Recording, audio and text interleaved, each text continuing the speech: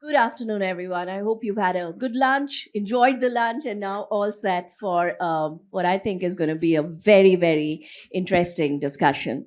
So it's an absolute pleasure to invite you all to welcome you all to this. I think critical discussion on authoritarian AI, understanding the Politburo of Innovation, and trust Samir Saran to have the best words.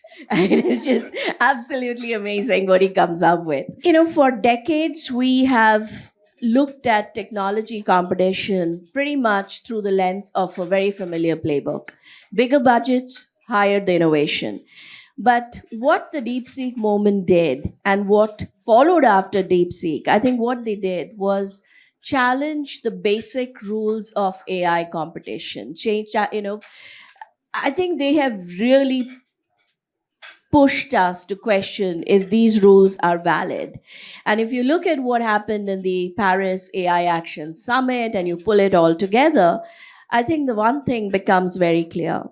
It is not enough anymore for countries to pursue technological excellence, but they now need to seek control over the very future of intelligence, because the future of intelligence is what the AI era brings in. And this raises a lot of interesting questions that we will be looking into and we'll be exploring in this panel. For example, when you look at China's journey to build resilience despite the export controls and despite the sanctions, I think it raises questions on whether the controls should be reimagined. Are they effective, or are they doomed to fail? Does it not work? The second dilemma that it poses is, do societies or do countries, as they're building their strategies, have to mirror what China or US has done? Or is there a third way that they should be looking at? And I think that's something that one should get into. Of course, there's the aspect of AI and militarization. As China and US escalate AI-driven defense investments, are we pretty much walking into an AI arms race that could destabilize entire global security? And what are the implications there? Role of emerging players. Are we going to see new countries emerge as disruptors? So I think there's just so much to discuss, and I think we have the perfect panel to do it. Since Gautam has already introduced everyone, I'm not going to waste more time introducing people. So we'll go straight into the discussion. And Marish, if I may, I hope I didn't murder your name. This was perfect. Thank you so much. Thank you. I've been practicing. So I'm going to start with you. Why don't you share your perspective of what's happening with China, especially between China and US, and what are the lessons that we can take away from that? Yes, thank you.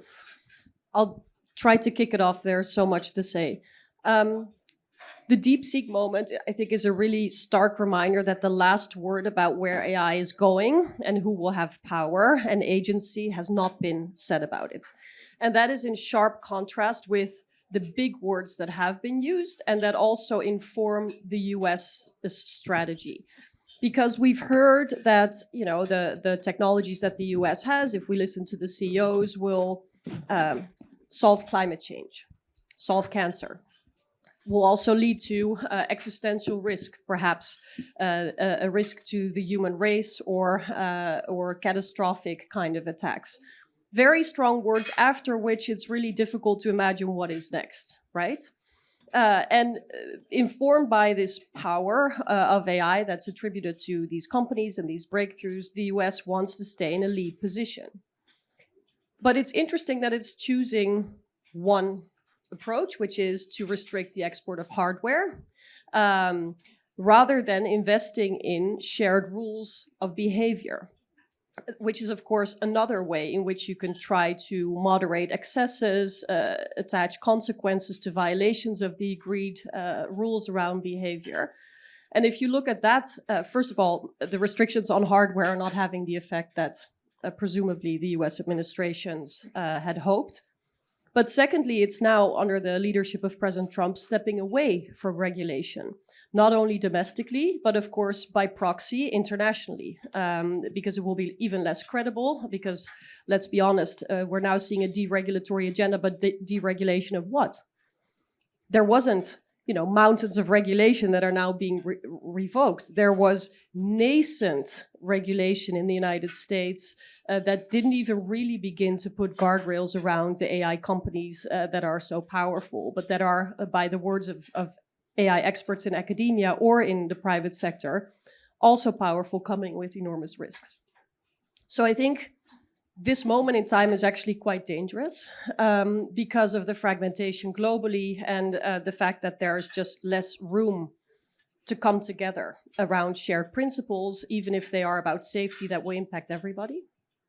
And so I hope that other countries will step up, not only in embracing this moment of We are thinking about these challenges that we see being posed with these disruptions. I think the nomenclature which defines this session is quite interesting, as you alluded to in your opening remarks. The Politburo of Innovation, which is a reality check. Because today we are in a world where tech giants are writing rules of governance and how governments respond versus governments that control, fund, and weaponize technology. In the entire process, one possibly forgets that technology was supposed to be the equity enabler. And now it has become a part of a race for humanity, but actually against a huge subset of humanity. Between Latin America, Africa, and Asia, there's 86% of the world's population that has absolutely no agency as to how this technology will affect them, their democratic life, economic life. In the footnote that was given to me for this session, there is a comparative between the AI race and the arms race. And that's why when you speak about the export control regime, what is fascinating is that the export control regime once upon a time spoke about restriction on night vision technology, on radar systems. Now it talks about controlling where the chips flow. But what the DeepSeek movement, I think, has also created is a new tug of war.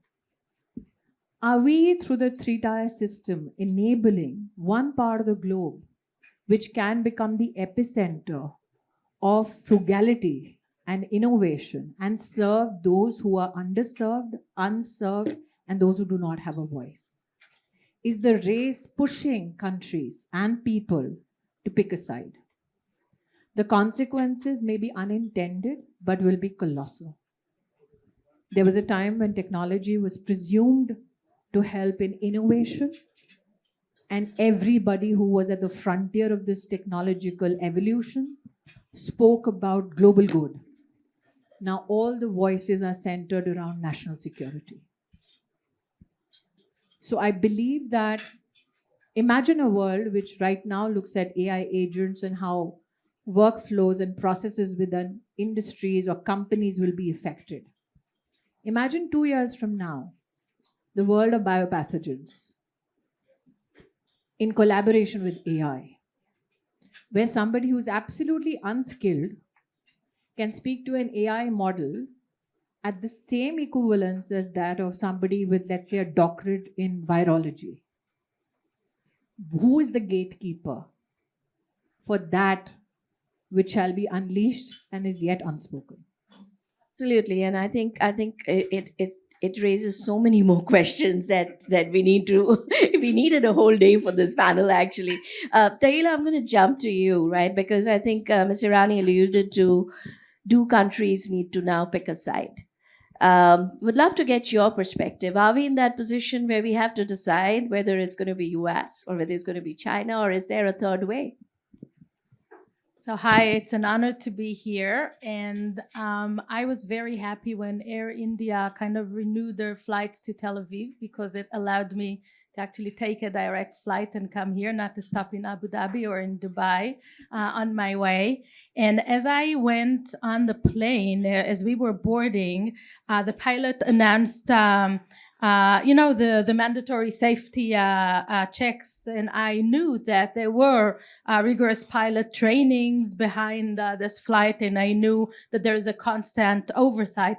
And I was sitting there and I thought to myself, what if the pilot would have just announced that innovation is key and therefore he is going to experiment mid-flight? And what if he would have said, okay, I am going to be responsible, but anyone who has more power can actually get over assigned seats that were assigned to other, or take everyone else's food or anything like that. And I think in many ways, this is the dilemma that nations are actually facing with AI regulation. Today, we have on the one hand the Brussels effect, which I don't need to say too much about. And on the other hand, we have the Washington effect, which again has changed, I would say, dramatically during the past couple of weeks. It's enough to remember J.D. Vance, Vice President of the United States, at the Paris AI Summit, saying that any regulation in AI is too much regulation. Right, so that's probably the attitude. And if we thought that there would be some kind of agreement between the EU and the USA around maybe the creation of safe harbors, then I think what we are seeing here is a splintering tendencies, which might taking us to, I would say, unshared horizons. But I wanted to add one more thing, which is because there is a third way already. It's not only what we suggest as a third way. And the third way is actually what I call the Beijing anti-effect. Because what is happening actually with the Chinese government is that they have classified AI safety as a national security issue. They're placing it on the same level as cybersecurity, biological security, natural disasters. They mandate strict AI governance inside China. They're requiring model regulations, safe registration, safety checks, pilot programs for AGI development. But here's the paradox. China enforces these strict AI safeguards at home, but they are allowing us, maybe silly us, to circulate their models freely abroad. So Beijing, for example, requires AI labeling and content controls for its own citizens, but Western and global South nations are integrating Chinese AI systems without these safeguards. And I think this is the main paradox that we have. We do also have some meta frameworks that are being developed around the world, but meta frameworks, as their name, remain in the meta stage. They're hollow, usually because they're so general. Think about the words like trustworthiness or explainability or transparency, and so on and so forth. So I think that what I actually want to suggest here, and this is based on a report that I wrote with my colleague Rajan Luthra, who was also here, and we've published it via ORF.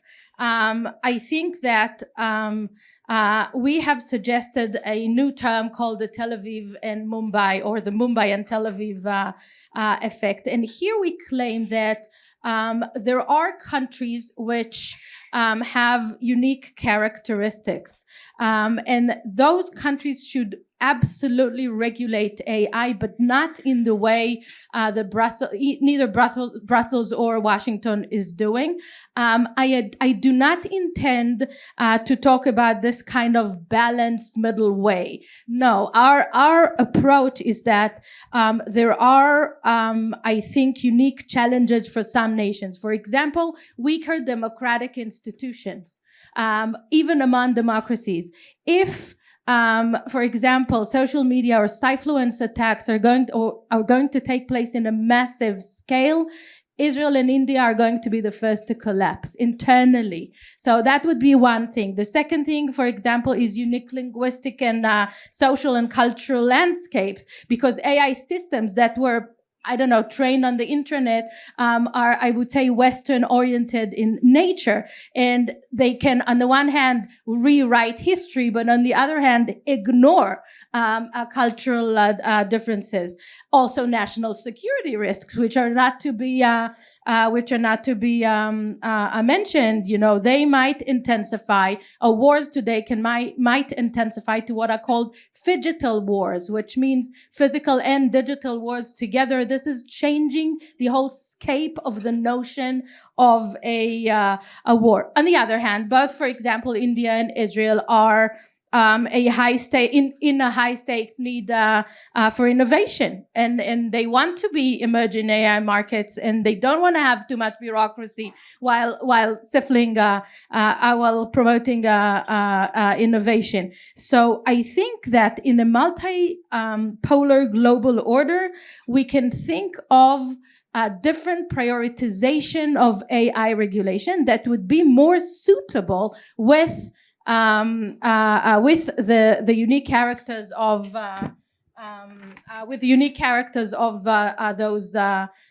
those countries.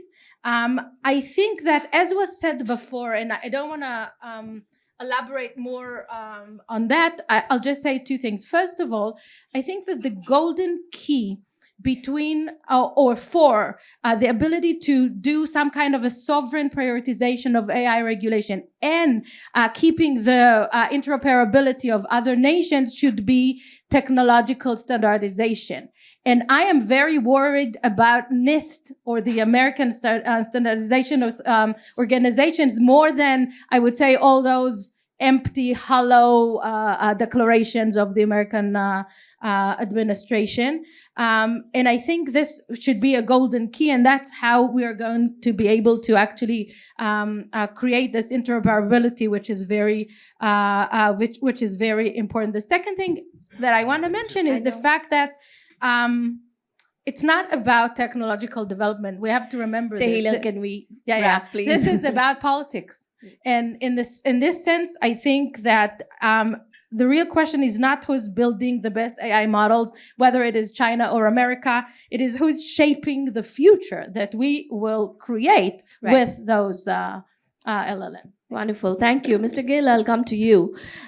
It almost feels like we are in that plane where the pilot suddenly says, I'm going to try something completely new, and may the force be with us, right? So from a UN perspective, how are you all looking at all of this, and how are you trying to make sense of this? Thank you first to ORF and to MEA for hosting us. A wonderful topic. And you mentioned the plane. I think analogies are very interesting, but they can sometimes, lead us off in different directions. Someone said the DeepSeek moment is the Sputnik moment. But then the WAG said, maybe it's the Toyota moment where manufacturing went off in a different direction. So we don't know. I think from where I see it, from the perspective of the UN, there is, of course, a tendency to look at powerful technologies as essentially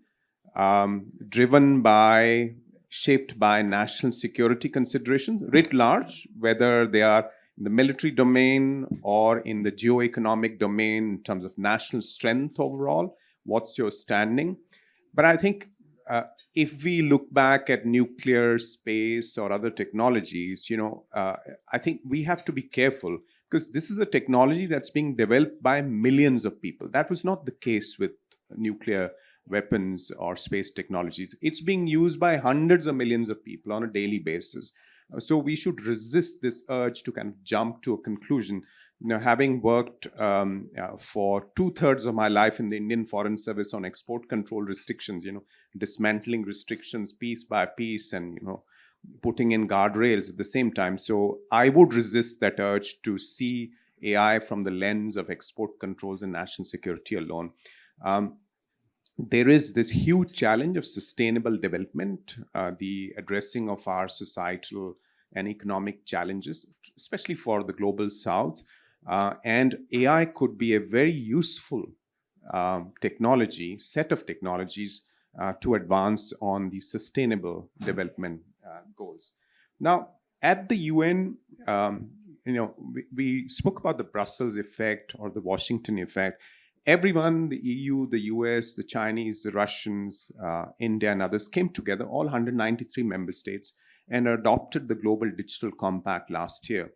And a major section of it, for the first time in history, there were decisions on the international governance of AI.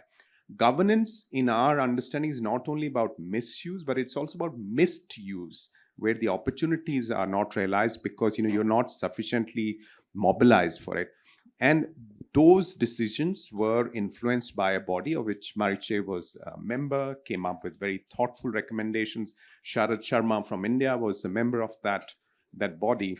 And this year, some of those can be implemented. So we can, in addition to the competition, we can have some international cooperation, some international solidarity, one, on a regular assessment of the implications of these technologies. So through an international independent scientific panel that is being put in place now. So we don't have to rely on the assessments of a few companies, a few people on what it means for opportunities and risks.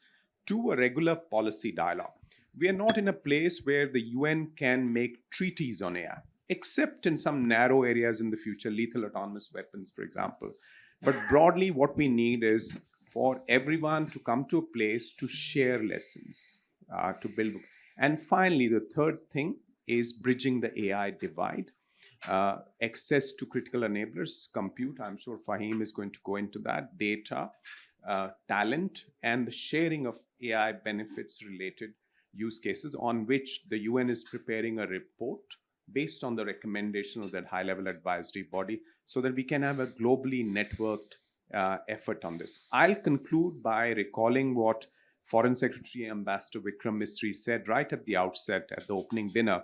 He said, we may be headed into a jungle, a lot of competition, very transactional, but we need watering holes. And you have a watering hole where all 193 beasts and birds, small or big, whatever diets they may have, come together to refresh themselves. And that is the United Nations. And I think that's where we need to kind of come together to govern this technology for all of humanity. Thanks. So Fahim, I'm going to come to you, right? And you, as G42, you are pretty much living it in terms of working with multiple governments. You're the execution arms of multiple governments and companies in terms of making AI real. And you're having to deal with all of these changes at the same time, right? Yes. So give us your perspective, your first-hand perspective of what this really feels like. Sure. First, let me just qualify. I'm not an AI expert or scientist. I just happen to work in a brilliant organization that's pioneering AI advancements. So I have a kitchen sink view, but I'm very much like you guys. I had my own fears when I look at my child and what the future looks like. But I'm a convert where I think AI is going to have a net positive impact on humanity and society. Let's talk about DeepSeek first. Yeah, I think the whole notion of DeepSeek is highly exaggerated. And I'm actually quite surprised at how people are reacting, because you'd have to be sleepwalking to think that nothing else is going to come out and do this, right?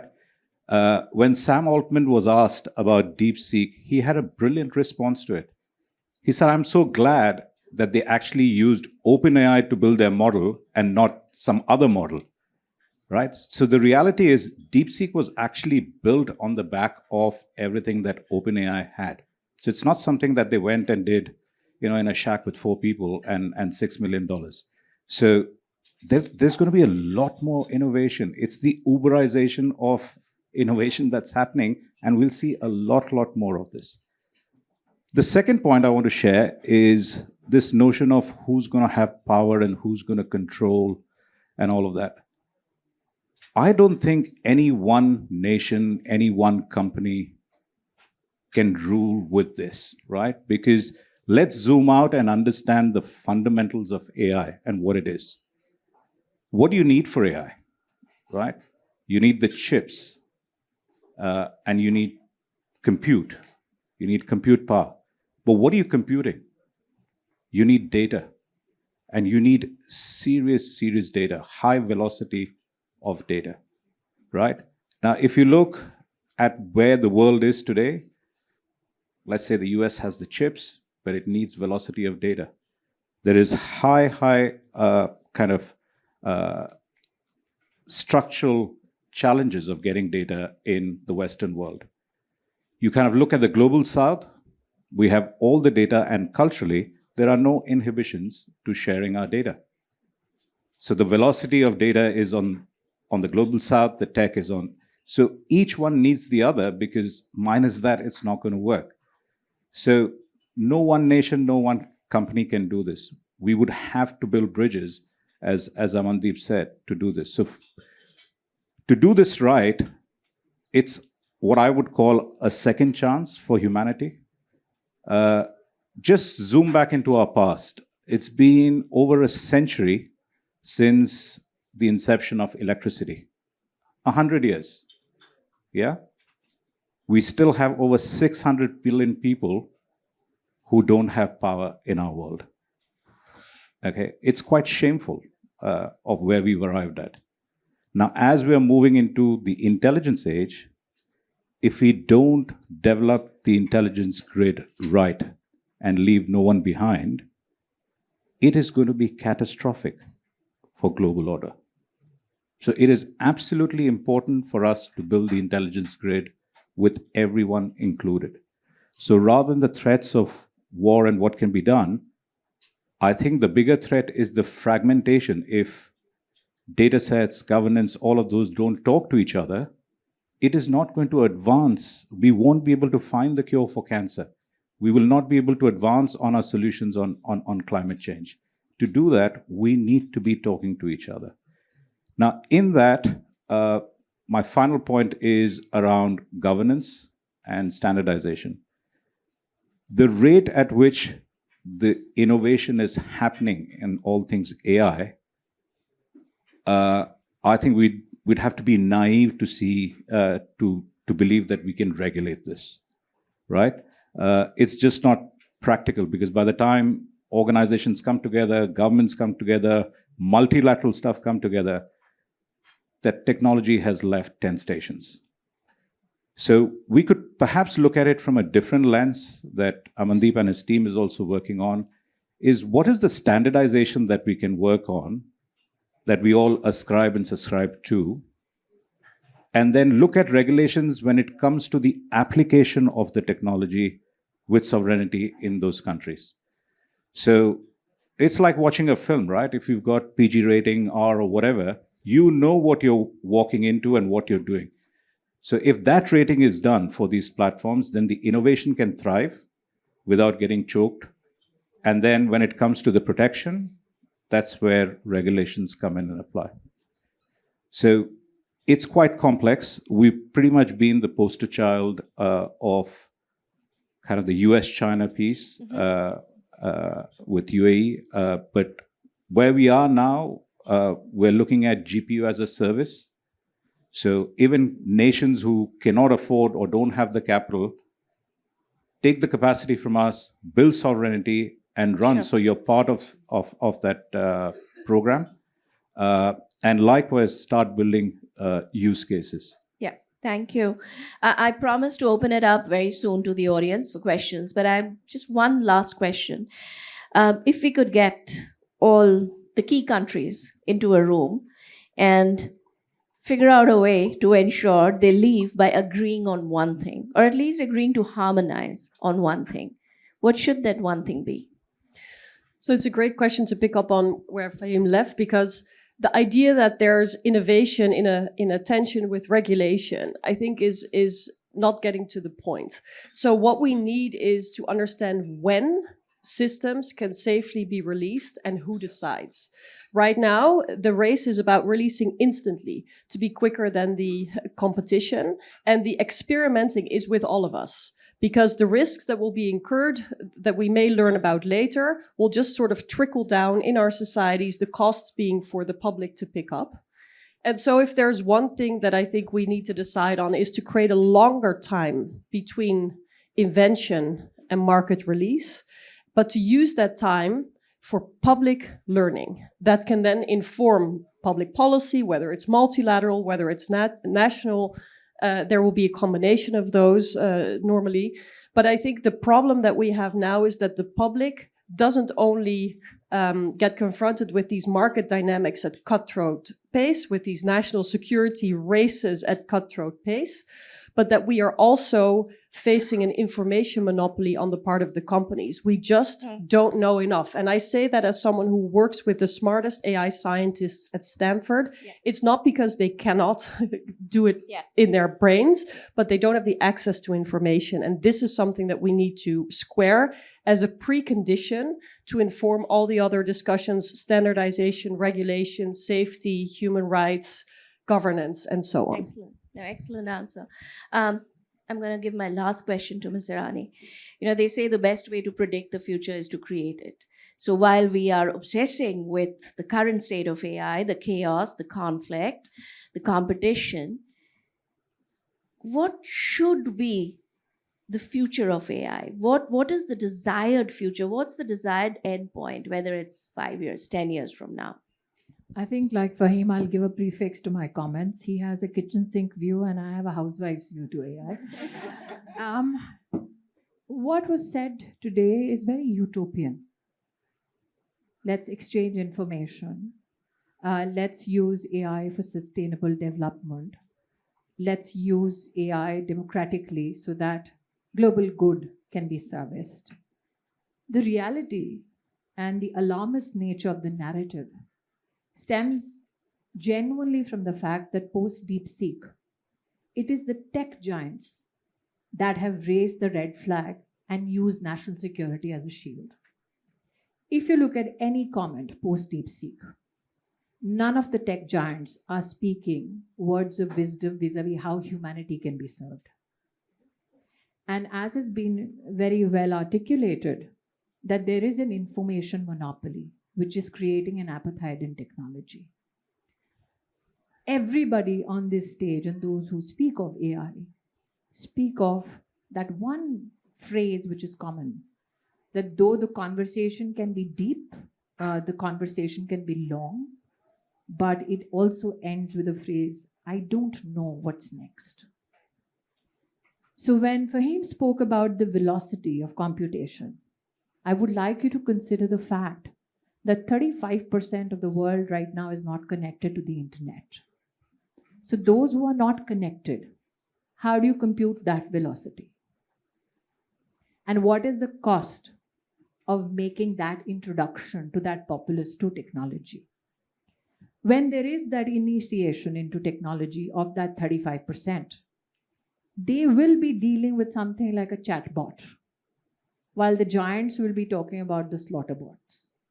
And that is the genuine reality we are in right now. So when every expert says, I don't know, how can a housewife give a different answer? So with that, we'll open it up to the audience. But only request, questions only, please, and keep your questions short. Thank you. Hello, everyone. First of all, thank you so much for the information and the insights. My name is Shada, and I'm leading a venture studio for AI in UAE. I have two questions, please. One to your latest points in terms of basically the impact of AI into humanity. We're seeing that AI development right now is driven really by the illegal powers and basically the China-US rivalry or basically when it comes to that. Are we really seeing that the AI development race is really taking more national security into mind and regulations into mind from that perspective, more than the ethical AI and the impact basically of AI in the communities? Or how is that really race going from that perspective, from shaping? And then I have another question for Fahim and Amandeep, which is really having G42 as a use case, as we said, basically for the US-China rivalry. And we've seen what happened basically in that aspect with the investments coming from Microsoft and so on after China. Is that really a use case again for the fact that seeing independent AI powers or seeing UAE or Middle East rising as kind of like an independent development power in terms of AI is not something to happen? Are we always going to see the AI development strengthened or basically really polarized by the rivalries of the geopolitical powers? Or what does that really mean? Should I go first? Yeah, Smriti, Okay. you go first. So if there is to be a community lens to the use of AI and how we see it propagated around the world, let me give you a gender perspective. Genevieve Smith at Berkeley Haas did a study of 133 AI systems in the world and found that over 43% of them were biased against the gender. And that situation, that research came to fore because she had applied for a credit card along with her husband. She had the same credit capacity, was good at her taxes. Her credit worthiness, though, by the algorithm was decided 10 times lesser than the husband. So if you have just the community perspective, and this is in the US, I'm not even talking about tier 2, tier 3 nations, where gender through an algorithm does not recognize the financial equity or the financial potential of one woman. Imagine its impact, especially, let's say, generative AI, which is scraped through every crevice known in terms of data around the world, what its impact would be, let's say, to the 37 or 35% who are still not connected, who have not informed assistants about their economic potential, economic history. How biased then, presumably, will that algorithm be against the financial potential of women? Another example, the automobile sector does a lot of safety tests, and the AI which is used for it only takes into consideration a man's physical form. And it has been found through research that women's body shapes, including pregnant women, were never taken into consideration. The result is that in the same incident between a man and a woman driving that same car, women are likely to meet 44% more damage to their bodies and 17% more likely to die because somebody in the AI computing system did not figure out the female form for AI-enabled safety tests. So that's the community lens to AI. Can I just add to that? I mean, most of the AI is developed from what's out there on the internet, and there is an innate frame bias of the English language in there. So imagine the fact that the other languages are not represented, which has its own cultural nuances, and so minus the 35, even the rest, right, is not there. We actually did our little bit and created JES, which is a large Arabic large language model, which now has empowered over 350 million Arabic speakers to be a part of this movement. We've developed Nanda for Hindi, which we haven't launched yet, but it's there. We're trying to do that in Swahili, in Bahasa, in Urdu, and Farsi. That'll empower about 3 billion people to be a part of this conversation.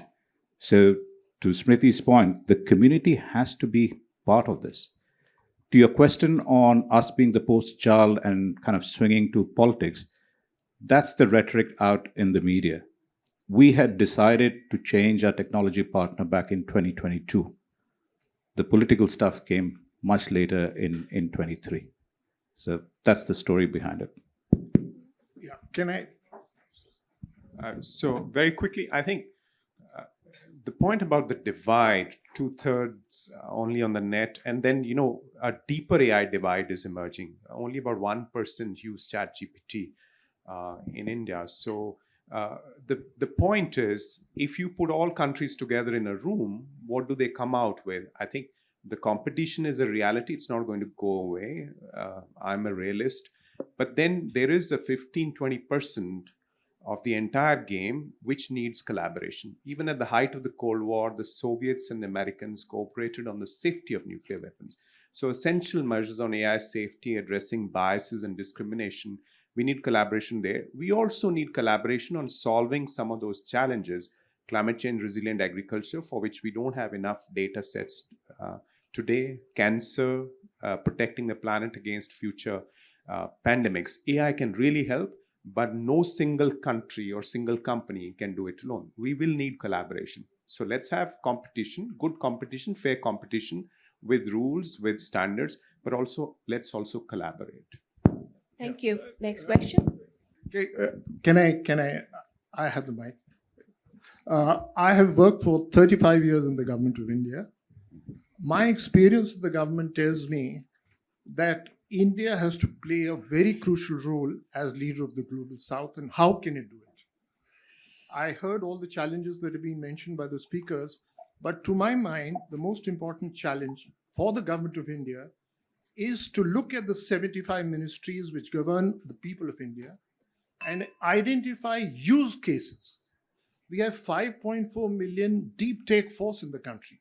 So that's not a problem. The problem is we have not identified use cases. So could you come to your question? So the question is that if we don't identify use cases all over the country, and we have just 12 apps to handle 12 use cases, we'll never go anywhere.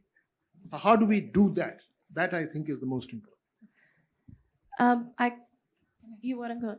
As somebody who's worked with the gentleman in office as minister, I can only say this. I think it would be a myopic view to presume that there are only 12 applications that can actually present to the government the AI use case for India. Across ministries today, there is an enablement of dialogue and deliberation as to what are the AI systems that are required.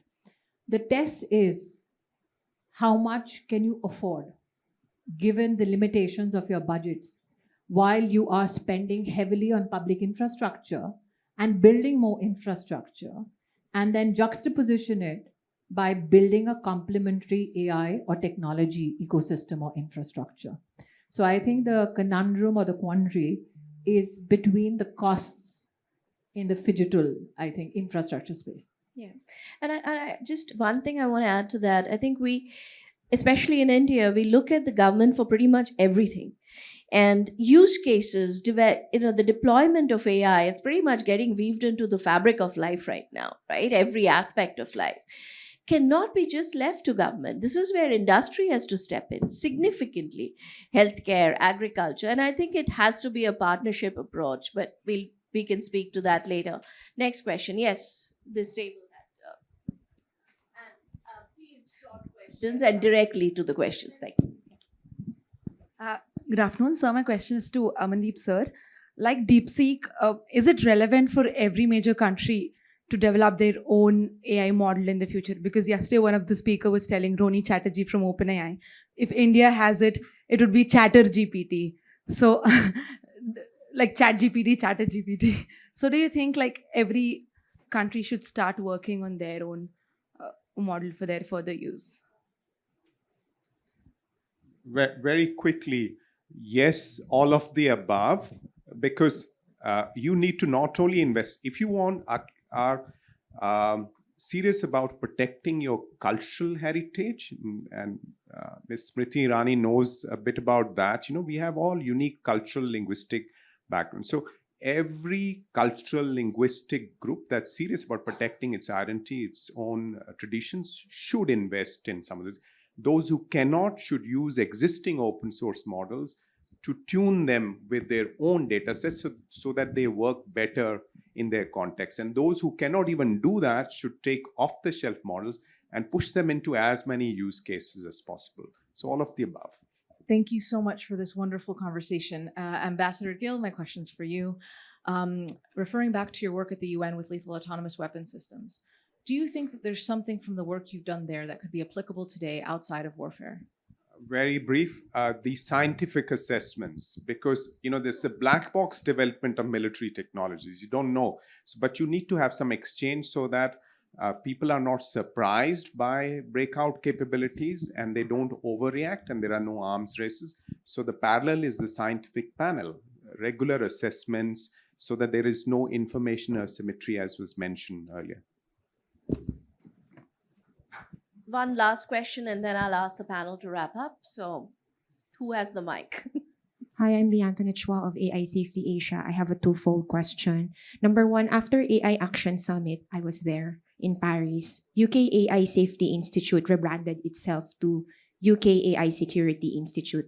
Can someone please enlighten us where that rebranding is coming from? And is that something that Indo-Pacific should observe closely, considering some of the countries are still in the early stage of forming its own safe, secure, governed AI institute initiatives or network? As we all know, Global South. Thank you. countries We will is take that limited one in question, higher then I do countries. want to keep a few minutes for them to wrap up. So Marish, do you Can want to take I answer that one? Go ahead. We're one of the first signatories of that pact, and the objective is to get as many members in to sign up to this.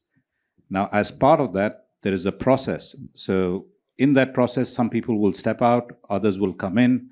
So UK kind of stepping out is just part of the process. But the intent is to get as many people to sign up and abide by those policies. So it's just a matter in time that you're looking at. So I'm going to request all the panelists to very quickly sum up the discussion in less than a minute, since we have around 4 minutes left. So Fahim, let me start with you. As Priti said, it's real, it's practical, it's going to be completely transformative for humanity. It will be competitive and it's going to be quite tough and challenging, but I hope we will come out on the right side of things. But the key is we have to build bridges and collaborate. Minus that, we'll get on the wrong end of the stick. Thank you. Tahila? First of all, we need to expand our imagination and think about future scenarios. I don't think we do that enough. We think about, let's say, the coming wars or national security considerations using the same patterns that we did in the past. The second thing is that had you asked me what to do in one room together, there are so many challenges, and I would create communication channels. And the reason for that is that we might find ourselves with extreme social unrest in all the capitals of the Western world within a month after an AI cyfluence attack that went out of control. We might find ourselves facing pandemia that was caused by an engineered virus based on AI. Those are urgent matters that need to be or needs to have the right communication channels to handle with. Those are not wars. Those are going to be a totally different yet catastrophic crises within global order. And I think that before we talk about regulations, we need to think about what's going to happen tomorrow. And tomorrow we will need communication channels to find out what happened, who is the source of what is happening, and how do we use scientific knowledge in order to prevent it. Thank you. Mr. Gill? So international cooperation and international solidarity, first to address the misuse, using our existing norms. There's no need to reinvent human rights treaties or gender-related norms or environmental sustainability-related agreements. Second, we must prepare for the challenges because this is going to shake up our societies in big ways. Our public institutions are underprepared, labor market changes, all of that. We need to prepare for that.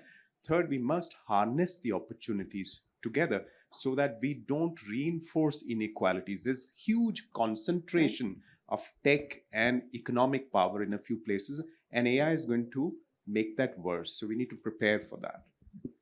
Ms. Irani? I doff my hat to that young girl who spoke about the very, very sublime arrogance of somebody who says if India builds an LLM, it will nothing be less than a Chatterjee. Well, Sam Altman was asked here right in India, what if somebody built an alternative to his AI vision? And he said, not in a million years. And then came DeepSeek. So as an Indian, I can only say this. We know technology, how to use it responsibly, how to build it responsibly. I think if the undertone of the dialogue today has been not only competition, but also collaboration. In that collaborative spirit for global futures, India can be the geopolitical AI glue stick between the global north and the global south. And the only thing I would add to that is, as Indians, we know how to scale our technology much more than, right down to the last woman and the last man. So, Marish. I just want to caution against dogmatism. I think there's a real sort of push in this debate that it's all about the uptake of AI, that countries who are not taking it up are lagging behind, are risking to miss the boat. This is also the mindset of a lot of governments. They want to use AI, don't necessarily know what for, but they just want it. And what I would like is to have more open-mindedness about what this technology will bring. We may have hopes about it. We may also learn surprises that are not so fantastic, and we may have to adjust our thinking. And I think the same goes for the risks that people are talking about. Some focus on catastrophic risks, others focus on bias, and then there's everything in between. But in order for us to not be sort of subject to the framing that comes from a handful of powerful actors, companies and governments that have clear stakes in this race kind of dynamic, in this push, we need to have our own ability to understand the technology, and then based on understanding it, we can decide what is good for us. And I think that that is the same sort of right for people in India as it is for people in Europe. It's funny, we have not talked about Europe at all in this panel. But you know, this dogmatism is a trap. And I really think we should push ourselves to come out of it. And that will mean challenging the powers that be that are trying to frame the AI debates in a way that serves them. Now, thank you. Thank you for being such a wonderful panel. This was a fabulous discussion. And thanks to you all for being a really equally fantastic audience.